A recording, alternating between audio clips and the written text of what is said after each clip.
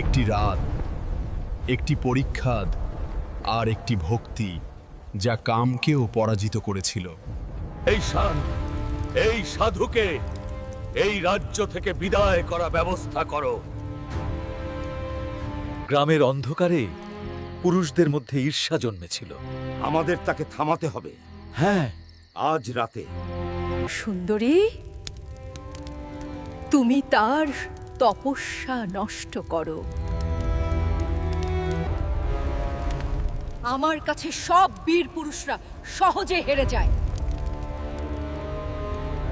নাম আচার্য হরিদাস ঠাকুর ছিলেন নিষ্ঠাবান কৃষ্ণ ভক্ত। তিনি প্রতিদিন লক্ষাধিক হরিনাম জপ করতেন। এই সামান্য সাধু তো কিছুই না। আমি কি সত্যই পাপের পথে যাচ্ছি?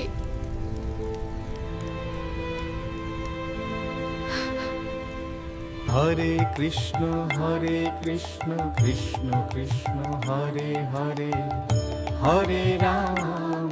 সে কুঁড়েঘরের কাছে পৌঁছেছিল, কিন্তু তার মন সন্দেহে ভরা ছিল। এই রাতে কি রহস্য লুকিয়েছিল?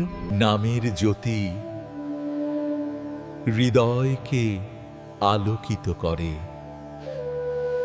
হরে কৃষ্ণ কৃষ্ণ কৃষ্ণ হরে হরে। ভক্তি ছাড়া মুক্তি নেই, এটাই ছিল তার মূল বার্তা।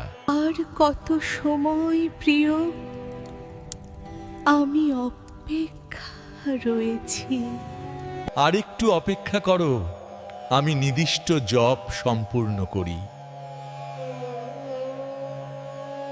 এইভাবে হরিদাস ঠাকুর সেই বেশ্যার চেতনা শুদ্ধ করার জন্য আরও কঠোর তপস্যা করলেন। নবদ্বীপের এই পবিত্র রাতে হরিদাস ঠাকুর তাঁর জপ চালিয়ে যাচ্ছেন। হরে কৃষ্ণ কৃষ্ণ কৃষ্ণ হরে হরে। নামের শক্তি পাপকে পরাজিত করে। সাধুর সঙ্গে ফলে আমার চেতনা শুদ্ধ হয়েছে, আমি পাপ মুক্ত। রাত কেটে গেছে, আলো অবশেষে এসেছে, আমার হৃদয়ে শান্তি এনে দিয়েছে। হরে কৃষ্ণ কৃষ্ণ কৃষ্ণ হরে হরে।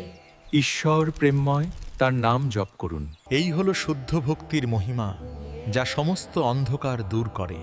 হরিনামের দিব্য জ্যোতি চারিদিকে ছড়িয়ে পড়ছে।